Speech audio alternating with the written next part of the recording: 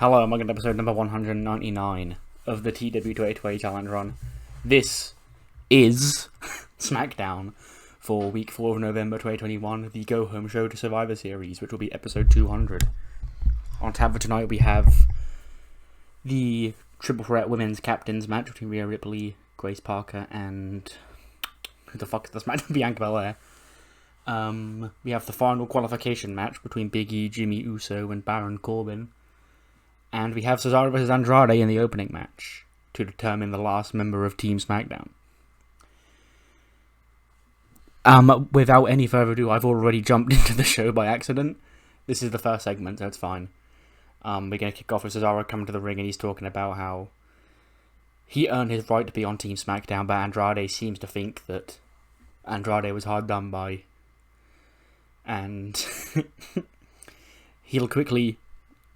if he can't beat Andrade one-on-one, he doesn't deserve to be on the team. And Andrade's like, well, Cesaro, say goodbye to your spot on the team because it's time to find out the real best member of the SmackDown team. And that's me, Andrade. And Selena's like, you know, my own in-ring career recently took a halt. She's wearing like this big old knee brace because she shattered her knee on last week's episode of Main Event, as you saw, as fake Dave Meltzer informed you. She shattered her knee on last week's episode of Main Event against Kylie Ray, and she's out for 10 months, but luckily she can still appear in angles, so she can still manage Andrade. But Andrade's in-ring career isn't going to take any kind of halt, because he's going to get a big win tonight and get himself on Team SmackDown. Then Randy Orton, the captain of Team SmackDown, just comes down and sits at ringside on a chair. He's not doing commentary, because that's not really a Randy Orton thing, but he's chilling, because he's got a vested interest in this match. This match could be the best match we've ever done, but with the way I've hyped it up, it's probably going to get like a 82. 94, fair enough. That's not the best match we've ever done, but it's up there. Cesaro beats Andrade in 18:33 by submission with a sharpshooter to keep his spot on Team SmackDown. 84 for Cesaro, 94 for I should probably start doing more stuff with Andrade because he's doing really good. And yeah, but Cesaro keeps his spot on Team SmackDown. After the match, Randy Orton gets into the ring, and he's like, impressive. I always knew you were good, Cesaro, but that was an impressive win." And he offers a handshake to Cesaro to welcome him to the team. And Cesaro is going to accept the handshake when he's jumped by Braun Breaker, Jimmy Shane, and Marcel Bartel. Both Cesaro and Orton taken down. Then Big E runs out. He makes the save, and he's in the ring, ready for the triple threat match. It hits a 79? Big E is the final member of Team SmackDown. I think I accidentally spoiled this on Raw, because I had like the backstage segment with Team SmackDown, and Big E was in the segment. But I then realised after I'd recorded it and edited it that I shouldn't have had him there, because technically he wasn't officially confirmed yet, but look at this lineup, you knew who was getting in. And it's Big E who beats Corbin with a big ending, because Jimmy Uso's taken out, apparently just by Santos Escobar. I did put Swerve in there as well, but the game says no, apparently. But Finn Balor's cronies taken out the Tribal Chief's right-hand man, ahead of their triple threat match later on, or not later on in the night, but this Sunday at Survivor Series. 83 for Big E, 77 for Corbin, and a 70 for Jimmy Uso. First 24/7 Ireland video of the night doesn't feature a title change, apparently. It's Metalik, he's got the belt, and then Lince and Cynthia cut to him. It's like, look, I understand that suggesting Lince gets the shot right under your nose was probably the wrong move, and now you've got the gold, and Lince's probably not going to be happy that you could get the shot, but doesn't matter which one of you wins the IC title shot, because as long as it comes to death from above, that's all that matters to me. Then R-Truth rolls up Graham Metalik 1, 2, 3 to win his baby back. But not actually, apparently, according to the game. 84, that's not as good as I thought it would be. The NXT team are chilling backstage, along with JC, who's not on the team, but wherever Gigi and Mandy go, so goes she. because Greece is in the triple threat match against Bianca and Rhea in the main event, And it's just sort of, we've got to stay on the same page. We've had our you Kelsey points at Kelsey and Anna, and then Toxic Attraction. Like, you specifically have had your issues. I've been trying to keep this team together, and it's a tougher ask than it seems, but I'm ready to win this triple threat match for NXT and prove to the world that we are on the same level as Raw and SmackDown. When Io and Kyrie sort of just walk past, because they're on Team Raw, and they're like, good luck with Sunday. You're going to need it. We're a strong team. And Anna and Kelsey sort of get in their face. They're like, well, don't you underestimate us, because we may be young and we may be pretty, but we can kick your ass. And Io's like, huh? Well, try me. 80. There should have been a storyline attached to this to make it better, I guess, but AJ and Ricochet one-on-one was announced last week, and AJ gets the win of the Stars Clash in 8:46. 87 for AJ, 97 for Ricochet. Fucking hell, man. Him and Andrade, apparently the best wrestlers on the planet. Also, to note, the grizzled young veterans, Liverpool, all them, were on commentary here, but you probably haven't seen them on screen or build, and the reason for that is apparently they're written exclusively to NXT instead of being written to WWE and on a developmental deal. So I don't want to move them up yet, because that will take the NXT tag titles off them. But I'll have to do it on the Sunday. So basically, in the canon for this world, they're going to go into Survivor Series, be the champions. I'm going to have to move them up here to have them in the match. But then that will take the belts off them, so then when they go back down, then the belts will be vacant, and they'll probably end up crowning different champions that aren't the Grizzled Young Veterans after Survivor Series, which will just say they lost them in canon, or retained them if they picked the belts up. But it will be a case of the Rhea Ripley's where they'll have a shadow, I think third, because I think they're two-time champions. Yeah, a mystery third title reign, like Rhea has 4 NXT women's title reigns. After the match, the Grizzled Young Vets try and assault AJ, when Omos, of course, comes to the defense, and Omos lays all other 4 men out and helps his handler, I guess, mentor, whatever AJ is to Omos, big/little brother, to his feet. Truth is chilling with his 24/7 title, and he's trying to find a good place to hide, and he decides he's going to dig a hole in the ground on the beach to duck himself in, but as he digs, he sees Dexter Lumis's head pop up out of the sand, and he's like, dog, what are you doing down here? And then Truth gets silenced, and 1, 2, 3, Dexter takes the 24/7 title. The 76 is really good for this, actually. It's what we had on Raw, the 8-man tag match to hype up the tag team battle royal. We had Raw teams and SmackDown teams on Raw, and on NXT, quote unquote, in canon, it would have had like 2 NXT teams against 2 Raw teams. And now tonight we've got 2 NXT teams against 2 SmackDown teams, and the SmackDown teams pick up the win. Rey Mysterio, Dominic Mysterio, Mark Andrews, and Flash Morgan Webster defeat MSK and the Creed brothers. Rey pins Nash with a 619. 34 for both the Creeds, 56 for Nash, 66 for Wesley, 58 for Morgan Webster, 69 for Dominic Mysterio, 73 for Mark Andrews, and 81 for Rey.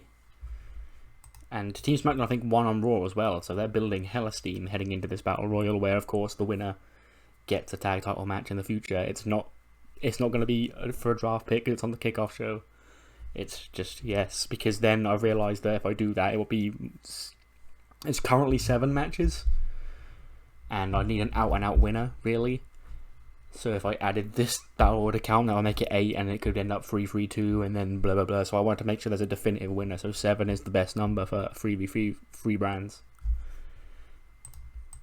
So 7 matches count, that'll be the 4 title v title matches, the women's tag title match, and then the 2 5v5v5s. Speaking of triple threats, we get the Midcard title triple threat match just hyped up with a video package showcasing them all, because that's really all there is to it. They're all going to go out there and have a grapple, and it's going to be fine and fun. Dexter has the 24/7 title, and he gets his face caved in by Cameron Grimes. Like, hell yeah, Cameron Grimes is the 24/7 champion. I'm going to cash this in, and I'm going to the moon. We get a follow-up from Mustafa Ali's vignette. I realised I didn't do one last week. That was by design. It's the same principle, but this time instead of just talking about himself, he's gassing up Mia Yim, he's gassing up Dabba-Kato, and he's gassing up Kushida, but it's not Dabba-Kato and Kushida anymore, because you see, those were easily palatable Americanized names, because you couldn't be bothered to learn how to pronounce Babatunde Ayagbasi. You couldn't be bothered to learn a Japanese first name and a Japanese surname like Yujiro Kushida. And Mia Yim, she's, I guess, still called Mia Yim, but just letting everybody know that the Message guys are still a part of Ali's New America, and these two have had their Americanized names, quote unquote, simplified, and they're no longer going to be slaves to the system. They're going to be who they were born to be, and that's Yujiro Kushida and Babatunde Ayagbasi. 81, that's pretty good, considering Grace Parker was in here. She actually didn't do too bad, actually, 61. But Bianca gets the win. She pins Rhea Ripley with the KOD because Charlotte gets involved, and she's still salty that Rhea's the captain and not her. 86 for Rhea, 61 for Grace, and a 74 for Bianca. After the match, Charlotte's in the ring, and she's like, haha, bitch, woo, I fucked you up. And Rhea's like, what are you doing? Like, listen, I know we don't get along, but for the sake of the brand, I'm your captain, you need to respect the general manager's wishes. And Charlotte's like, I don't give a fuck about Eve, woo, fuck her. And Rhea's like, okay, fine, but there's incentive for you as well to behave yourself in this match. Charlotte's like, well, what is that? He's like, I don't know, big pay rise, big money. And then bang, Team SmackDown's women, Candice and Bayley, and this time Dakota joins them. They jump Rhea and Charlotte, and Grace is on the outside, sort of getting back to her feet after the loss when Kelsey and Anna sort of help her up.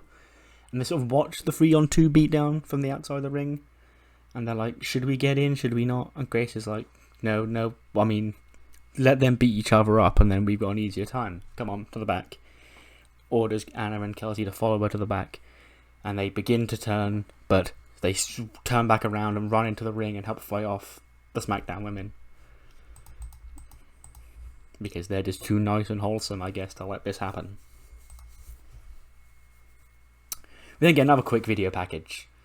Former WWE Champion Sami Zayn, who we haven't seen since No Mercy. He's had 2 months off to grow a sick beard and a little bit of hair. He's going to be back here next week. Cameron Grimes is the 24/7 title. He gets rolled up by Robert Stone, 1, 2, 3. And Stone's like, oh my gosh, yes, I've done it. Robert Stone has won. He's the survivor of 24/7 Island. IC title, here I come. And then everyone else sort of just looks at him all awkwardly. He's like, you know there's 2 more days to this, right? And Stone's like, oh, shit. He runs away as everyone chases after him. But Stone does end the second to last day of 24/7 Island as the 24/7 champion. Main event segment. Triple H is in the ring. Ugh. He's hosting a contract signing between Roman Reigns, Ronnie Hughes, and Finn Balor to get their big triple threat match official. Eve, Pierce, and Regal, and I guess Shane as well. And I guess RJ, but there's not enough room for him. It all come out. And Triple H explains what's going down. He says, I understand things have been hectic in this company for the last month since Survivor Series was coming up. But this ends. This ends this Sunday night when we find out who the most dominant brand here in WWE is. Will it be Raw, led by Eve Torres and Shane McMahon, and their World Heavyweight Champion Finn Balor? Will it be SmackDown with the Tribal Chief and Adam Pearce and that other guy? And now Jay's in the ring. He's like, "That's me. I'm the other guy." Or will it be NXT with Regal and the NXT champion Ronnie Hughes? And Hughes is like, "Okay, yeah, you can get my name wrong. Yeah, it's fine." And Roman takes the mic. He's like, "I've heard enough talk about this. What's in this for me, other than smashing these two fools? What do I gain out of victory this Sunday?" And Triple H is like, "Well, you see, we need to make sure the stakes are important for all three of the wrestlers, the general managers, and for the brand. So with each winning match that a brand gets, stop doing that. You get a draft pick of your choosing, with the superstars. Each superstar that wins a match will receive a hefty increase in salary for that month. They'll receive $1 million bonus." And Roman sort of nods his head. He's like, "Yeah, I like that. I like money." And for the general managers, you want to be the most dominant brand here. Because whichever two of you don't win, you're fired. And Triple H leaves the ring, and then Eve, Regal, and Pearce are like, Excuse me, what was that?" And then bang, Superman punch to Ronnie Hughes. He gets wiped out.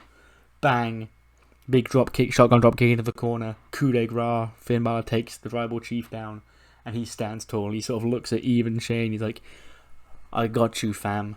This is ours. So with Survivor Series, like in real life, there was nothing on the line.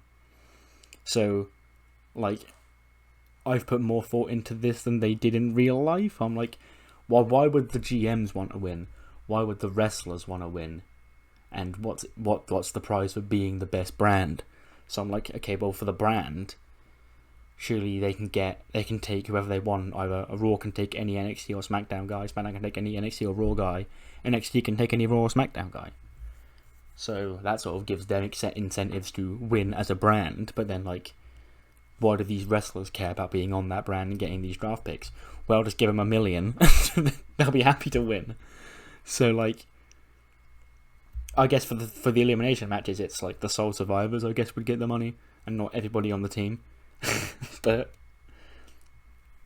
yeah, that's the incentive for the people. And obviously, if you're the GM, why do you want to be running? Other than bragging rights, why do you want to be the best brand? Well, if you're not, you lose your job. That's why. So, 3-way stakes for Survivor Series. I've actually had a hell of a time building up to this pay-per-view, and we're gonna click finish show to finish the Go Home show from SmackDown, which gets us at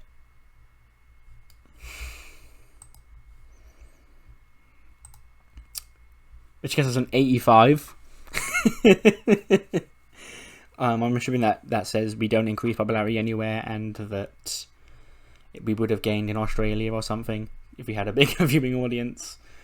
But what matters more than the 85 is like you 4 of the show, so do let me know what you thought in the comments below. And I'll see you next time for episode 200 of this thing here, where we'll be booking Survivor Series, the show itself. See you then.